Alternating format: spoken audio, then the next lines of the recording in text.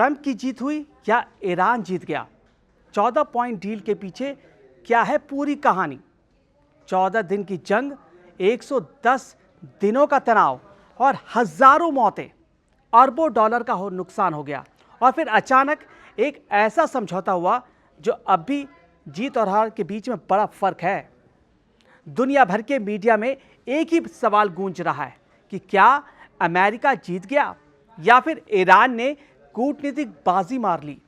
G7 summit के मंच पर अमेरिकी राष्ट्रपति डोनाल्ड ट्रंप ने समझौते पर हस्ताक्षर के बाद कहा, इट्स साइंड।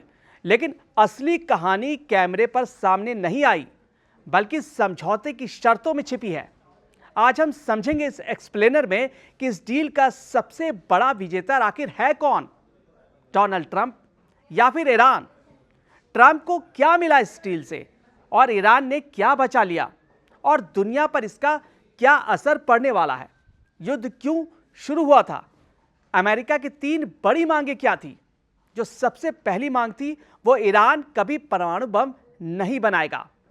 दूसरी मांग थी ईरान का मिसाइल कार्यक्रम सीमित होगा, और जो तीसरी मांग थी वो था मिडिल ईस्ट में ईरान के प्रभाव को कम किया जाए।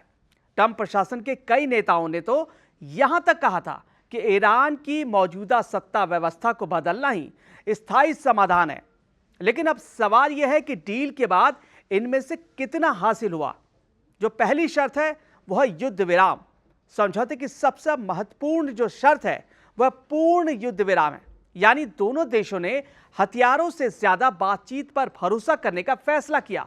लेकिन इसका दूसरा मतलब यह भी है कि अगर अमेरिका निर्णायक सैन्य जीत हासिल कर चुका होता तो उसे समझौते की जरूरत नहीं पड़ती। यही वजह है कि आलोचक कह रहे हैं कि ट्रंप जिस पूर्ण जीत की बात कर रहे थे वो अधूरी रह गई। और दूसरी शर्त है संप्रभुता का सम्मान। दोनों देश एक दूसरे के आंतरिक मामलों में हस्तक्षेप नहीं करेंगे, यानी अब अमेरिका खुलकर ईरान में सत्ता परिवर्तन की नीति पर आगे नहीं बढ़ सकता। यह बिंदु तेहरान के लिए बड़ी कूटनीतिक जीत माना जा रहा है, क्योंकि ईरान की सबसे बड़ी चिंता हमेशा बाहरी हस्तक्षेप रही है। और जो तीसरी शर्त है वह 60 दिन की बातचीत। समझौते का अंतिम स्वरूप अभी तय नहीं हुआ है, अगले 60 दिनों तक बातचीत चलेगी। यानी फिलहाल यह स्थायी शांति नहीं है, बल्कि संघर्ष विराम का ढांचा है।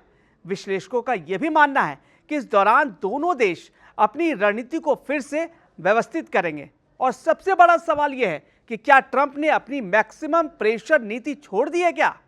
सालों से अमेरिका ईरान पर आर्थिक प्रतिबंध लगाकर दबाव बना रहा है। अगर प्रतिबंधों में ढील दी जाती है, तेल निर्यात की अनुमति बढ़ती है और जमे हुए फंड वापस मिलते हैं, तो यह संकेत होगा कि वॉशिंगटन अपनी पुरानी रणनीति में बदलाव कर रहा है।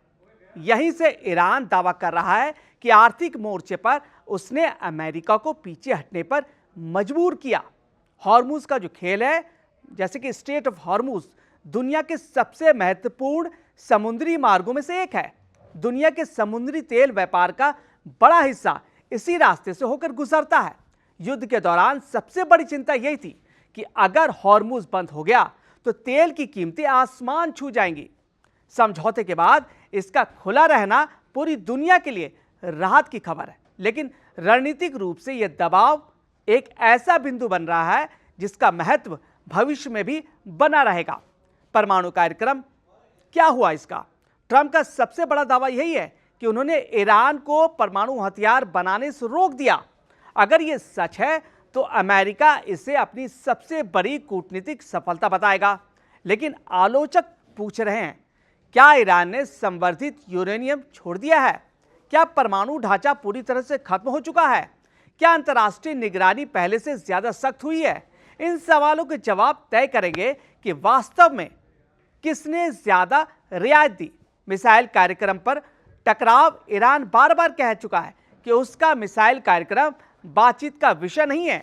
तेहरान का तर्क है कि मिसाइलें उसकी राष्ट्रीय सुरक्षा का हिस्सा हैं।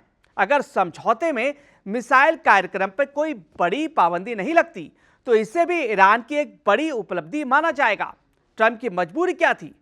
अब आते हैं सबसे महत्वपूर्ण हिस्से पर, क्योंकि कोई भी समझौता तब होता है जब दोनों पक्ष समझते हैं कि लड़ाई की कीमत बहुत ज्यादा हो चुकी है। लंबा संघर्ष जारी रहता है तो वैश्विक तेल बाजार प्रभावित होता है, महंगाई बढ़ सकती है, शेयर बाजारों में अस्थिरता बढ़ती है, सैन्य खर्च लगातार बढ़ता है, घरेलू राजनीतिक दबाव बढ़ता है। यानी ट्रंप के सामने सिर्फ सैन्य नहीं बल्कि आर्थिक और राजनीतिक चुनौतियां भी थी। ईरान क्यों खुद को विजेता बता रहा है? ईरानी नेतृत्व का दावा है कि अमेरिका अपने घोषित लक्ष्यों को हासिल नहीं कर पाया। उनका कहना है कि सत्ता परिवर्तन नहीं हुआ, मिसाइल कार्यक्रम बरकरार है, आर्थिक राहत मिल रही है, बातचीत ईरान की शर्तों के करीब पहुंची। इसलिए तेहरान इस समझौते को अपनी रणनीतिक जीत के रूप में पेश कर रहा है। आखिर जीता कौन?